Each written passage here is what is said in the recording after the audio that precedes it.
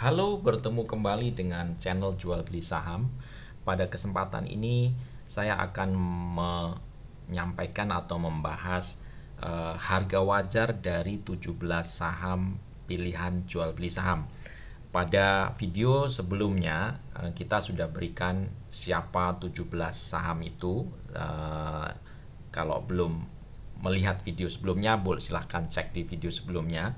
Bahkan di video sebelumnya juga kita juga berikan berapa rata-rata dari dividen 17 saham tersebut. Nah, pada kesempatan ini kita akan berikan berapa harga wajar dari 17 saham-saham bagus pilihan jual beli saham. Nah, bagaimana kita melakukan perhitungan itu menggunakan perhitungan valuasi sederhana menggunakan dua data utamanya, yaitu price to earning ratio atau PER dan PBV atau price to book value ratio ya. Data yang kita gunakan menggunakan data 10 tahun ke belakang. Jika ada, tentu kalau datanya kurang dari 10 tahun ya kita pakai data sebanyak yang ada, misalnya 5 tahun, 6 tahun kalau memang datanya cuma ada sampai 5-6 tahun ya. Nah, datanya diambil dari mana? Di video sebelumnya, yaitu cara sederhana menghitung harga wajar, kita sudah berikan ya, datanya kita ambil dari Stockbit ya, websitenya Stockbit ya. Saya akan ulas kembali datanya itu. Nah, kalau kita masuk ke Stockbit, lalu di sana kita misalkan kita akan melihat datanya UNTR misalnya, United Tractors misalnya. Nah, setelah kita masuk ke datanya UNTR, nah ini UNTR ya, sudah kita masuk ke finansial. Lalu dari data finansial tersebut nanti kita akan lihat, kita expand ya datanya ini. Nah, nanti akan muncul data dia dari 2019 ke belakang terus sampai nanti data yang paling 2008 ada. Nah, biasanya nanti saya akan atur kembali supaya dari kiri ke kanan itu 2008 sampai ke 2019. Nah, sekarang udah 2008 sampai 2019. Lalu data yang diambil tadi price to book value ya, ini yang pertama, dan tentu price to book value per share, ini jadi dua data ini kita ambil. Lalu yang kedua ada income statement. Kita masuk ke income statementnya, kita ambil earning per share dan PE ratio. Dua data ini juga kita pakai ya. Berdasarkan keempat data itu saja kita bisa melakukan perhitungan dengan metode yang tadi kita berikan. Nah, perhitungannya gimana? Itu menggunakan perhitungan rata-rata dan standar deviasi.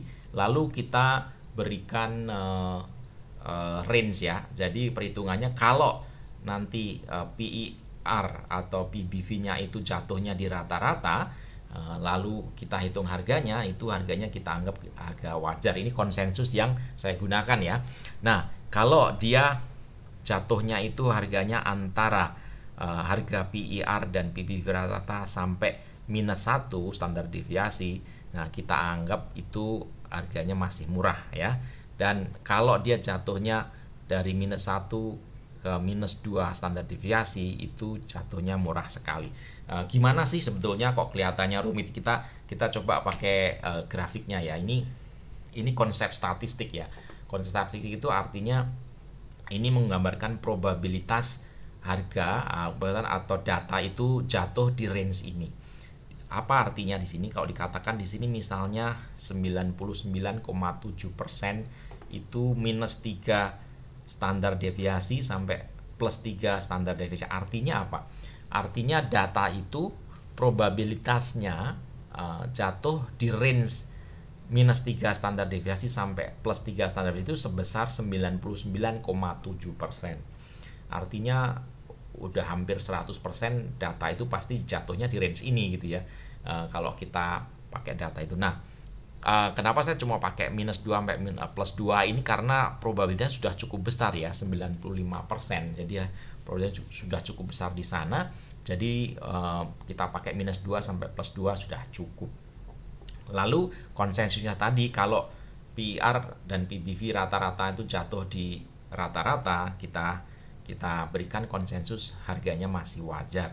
Tapi kalau antara rata-rata dan -1 standar deviasi, di sini saya berikan konsensus murah. Kalau antara -1 sampai -2 di sini saya berikan murah sekali.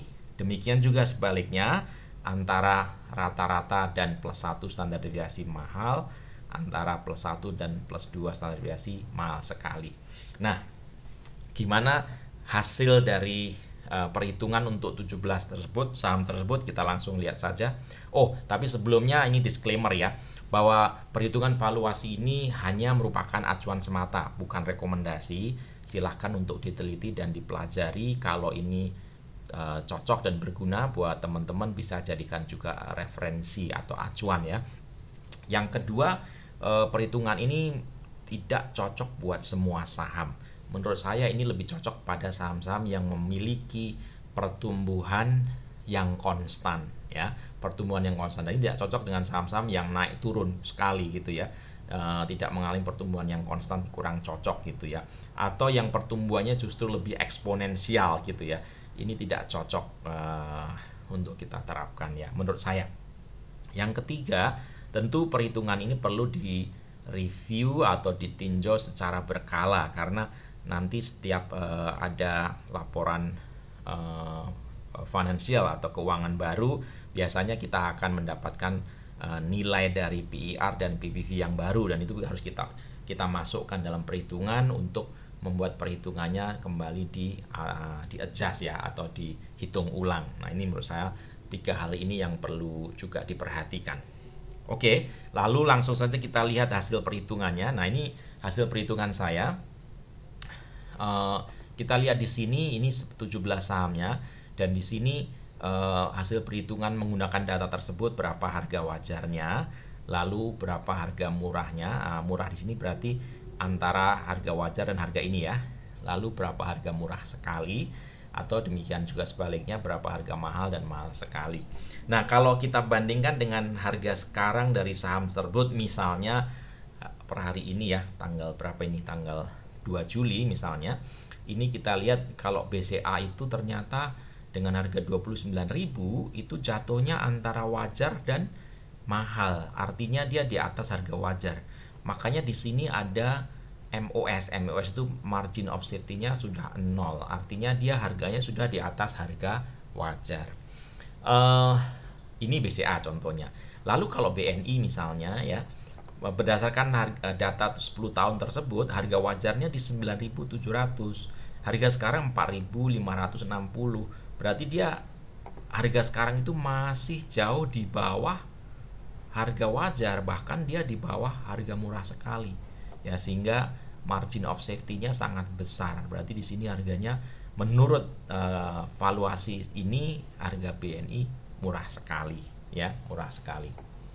Demikian juga berikutnya Bank Mandiri, Bank BRI dan seterusnya, dan makanya kalau kita bandingkan dengan harga sekarang ini, kita bisa lihat berapa margin of safety-nya ya.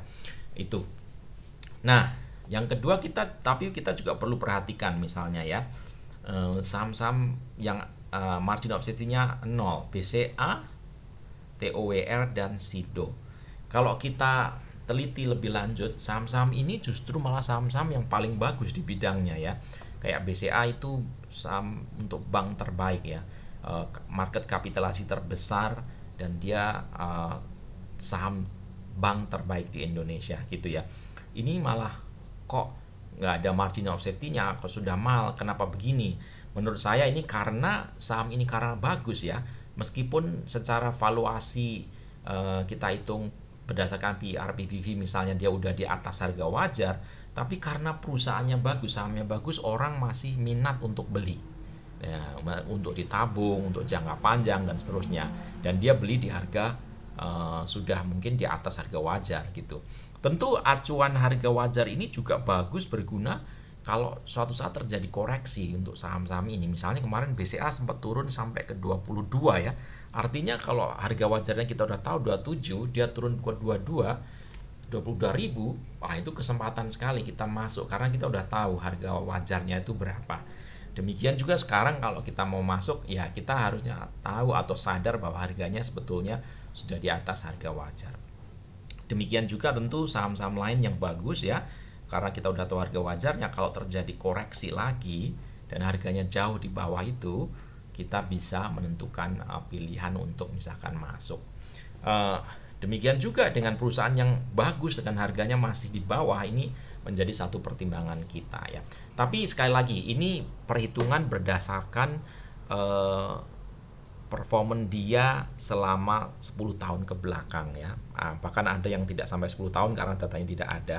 Artinya ini berdasarkan performance masa lalu, tidak menjamin performance masa depan, karena bagaimana kita tidak mempertimbangkan misalnya kan plan-plan dari perusahaan ini untuk kedepannya gimana ya.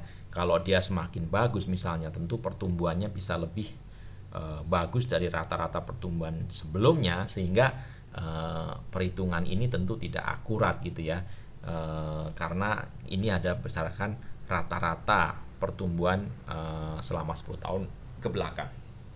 Tetapi ini sudah, menurut saya sudah cukup menjadi acuan yang bisa kita gunakan, bisa kita pertimbangkan dalam kita untuk mengambil satu keputusan kapan kita mau masuk saham-saham itu, kapan kita mungkin mau keluar dulu dari saham-saham itu, dan seterusnya.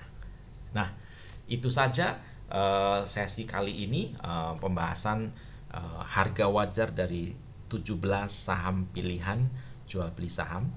Kalau ini bermanfaat, silahkan berikan komen. Kalau ada pun feedback juga silahkan berikan di komen di bawah ya, atau pertanyaan berikan komen di bawah, saya akan coba jawab sebisa mungkin. Dan kalau ada feedback saya akan coba baca dan dengarkan juga ya feedback dari teman-teman. Nah, sampai di sini terima kasih sudah nonton video ini sampai selesai. Kalau ini berguna silahkan subscribe, like, dan juga share. Dan sampai bertemu di video berikutnya.